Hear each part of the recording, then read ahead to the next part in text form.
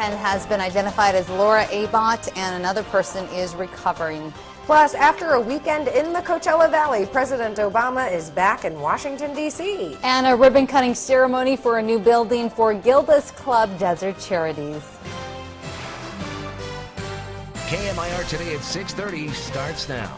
Good morning to you. It is Tuesday, February 18th. You're watching KMIR Today. I'm Gloria Rodriguez. And I'm Thalia Hayden. Thank you for joining us this Adopt a Pet Tuesday. Gloria, do we not have the two cutest puppies in studio? They are so adorable. They're a little brother and sister. If you're looking for a dog, you definitely want to tune in. They are just so cute. Your heart will melt. Now let's take a look outside so you get that live picture of what's happening for you this morning from our general air conditioning camera. The sun is rising over the valley, and it's going to get a little warm for us again.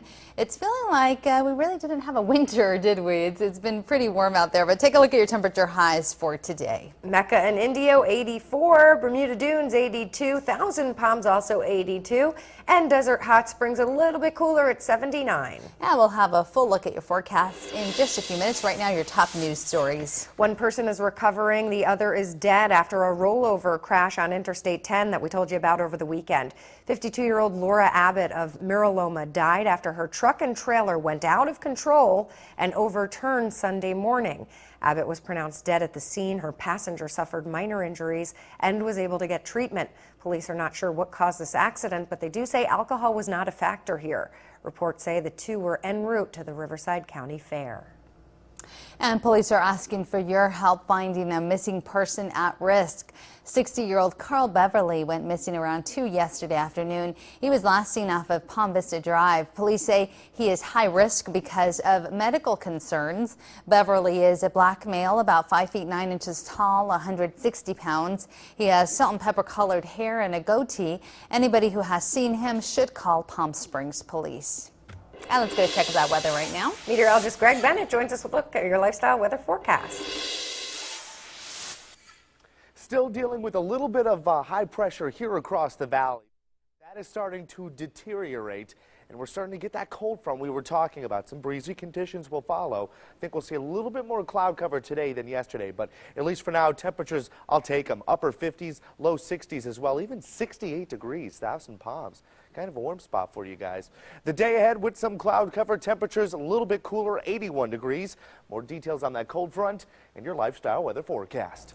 President Barack Obama is back in Washington, D.C. after a weekend stay in the Coachella Valley. He met with King Abdullah II of Jordan to discuss Syria and Middle East peace, among other topics. He also got to play some golf, which we are told he loves to do. KMIR's Giselle Puente was in Palm Springs, where quite a crowd turned out to see the president off yesterday. Happy President's Day, Mr. President. Dozens of people came out on President Obama's last day in the valley to witness Air Force One take off from Palm Springs International Airport. Just take a couple pictures of the aircraft, because after all, here's the president's airplane on President's Day. I thought, how appropriate, I'll be able to time and date stamp this. And of course, this is history, so we just thought we'd come and check it out. President Obama arrived Friday evening and met with King Abdullah of Jordan at Sunnyland's estate. The two leaders talked mainly about Syria, a country amidst an armed civil war. Since the war started in 2011, about 600,000 Syrians have taken refuge in Jordan. We'll be working aggressively at the United Nations level and at the regional level to try to provide basic humanitarian assistance and access to people who are suffering tremendously. The president said the U.S. will be backing up Jordan financially with $1 billion in loans. This drew opposition from Senator John McCain. Isn't it a terrible idea to do nothing? The fact is that we still have a viable opposition. On Saturday, President Obama signed legislation to increase the U.S. debt limit to allow the government to borrow money. During his trip, he also enjoyed the outdoors at Sunnylands, playing golf and watching his favorite TV shows. This was the second time the president was in the valley in less than a year. I never had an opportunity to see Air Force One even back then, so this is the very first time in my life I've seen Air Force One. I was only able to go over there yesterday and be able to see, as close as we could go and take some pictures just for future memories for my family.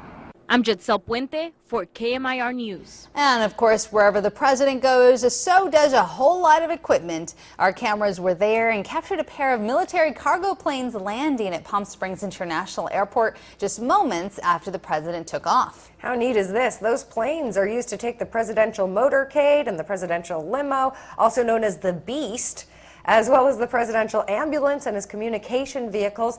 They are typically flown directly to the next location where the president will be visiting. And we understand that he likes to travel, of course, with his golf clubs and a lot of DVDs because he apparently loves certain TV shows that he caught up on this weekend. Very interesting. Little tidbits about the Prez. The time right now, 35 minutes after the hour. Here's what's making news headlines around the nation this morning. This week marks the 5-year anniversary of the controversial American Recovery and Reinvestment Act. The roughly $800 billion bill was intended to put millions of Americans back to work, but Americans still call the economy a #1 concern. Danielle Lee has that story. Flashback 5 years to President Obama just 1 month in office, signing the Recovery Act into law. The beginning of what we need to do to create jobs for Americans scrambling in the wake of layoffs. Present day, the White House is celebrating its success, rounding up mayors to speak in an official video. It stopped the hemorrhaging. It gave us hope. It put people back to work. This White House report says the stimulus created 1.6 million jobs a year for 4 years and avoided a second Great Depression. But much of America still calls the economy and unemployment their top concern. There's so many obstacles and things to go through to just survive every day. I think people expected a bit of an upturn, and it's been quite the opposite. Republicans are attacking the act, which was passed despite their objections. House Speaker John Boehner is calling it a classic case of big promises and big spending with little results. Republicans say 5 years since the act, wages are down and prices are up, admitting it's no wonder Americans lack confidence in the economy. I'm Danielle Lee, KMIR News. A woman claims to have killed 22 people before she stopped counting her victims. Andrew Spencer reports.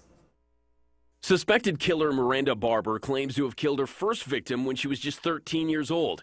A disturbing thought for those who knew her back then. We were still going to school together, and we went to the bowling alley together and stuff like that. Austin Wrench says he went to middle school with Barber around the time she says she started killing. It's a weird feeling to think that, like, of her other life that she was a part of. Police believe Barber and her newlywed husband used a Craigslist companions ad to lure 42-year-old Troy LaFerrera to his death just because they wanted to kill someone together. Both have entered pleas of not guilty. Barber opened up in a jailhouse interview last Friday, claiming to have killed at least 22 people. On Monday, her husband Elliot wasn't so forthcoming. I plead the fifth. Do you think she's being honest? Who's to say? Do you think she's lying that she killed 22 people? I didn't say that.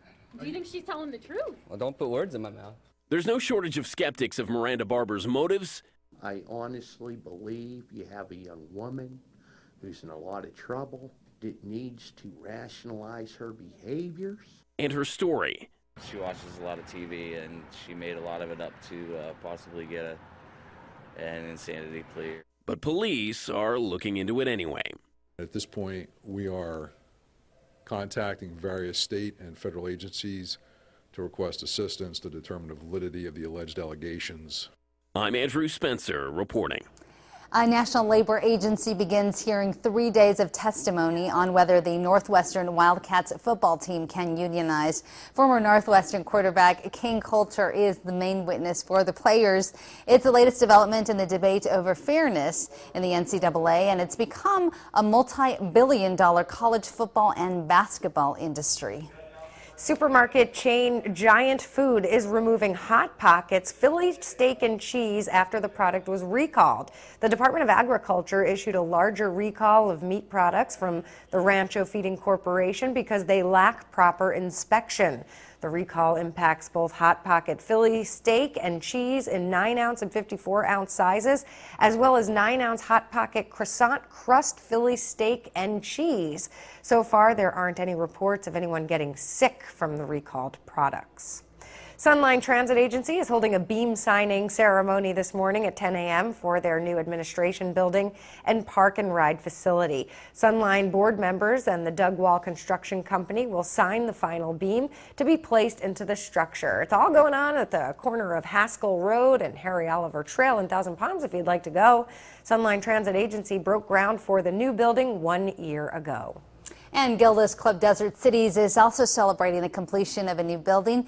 They're having a ribbon cutting ceremony and open house for their new headquarters in Palm Desert today. The event starts at 4 p.m. and after the ribbon cutting, there will be tours of the building. Gilda's Club Desert Cities is an affiliate of the Cancer Support Community. They offer free emotional, social, and educational support for Coachella Valley residents that are affected by cancer. Club officials say that their new location is centrally located. It allows them to help even more people. And the Riverside County Fair National Date Festival is coming up this weekend, and they actually had some dogs for adoption there at the fest. So we have dogs with us in studio today. It's Adopt a Pet Tuesday. We'll introduce you to these two doggies in a little bit. One of them is growling. They like to be together. They're brother and sister. These are going to go so quickly. Oh, they are adorable. Oh my goodness. But more on the Day Festival right now. You have a chance to win tickets to go to the Day Fest. Yep, each day someone will win. All you have to do is log on to KMIR.com/contests, and we do have a winner to announce right now. Congratulations to Vanessa Garcia. You win a family 4-pack of tickets to the Date Festival. So enjoy the Date Fest. And again, stay tuned because look at these adorable little puppies. They're little babies. They're looking for a home. And if you need a puppy, consider these two, maybe them two together because they're siblings. They are adorable. They are brother and sister. The one I'm holding has the most beautiful eyes. We'll introduce you to them when we return. Stay with us. Why must I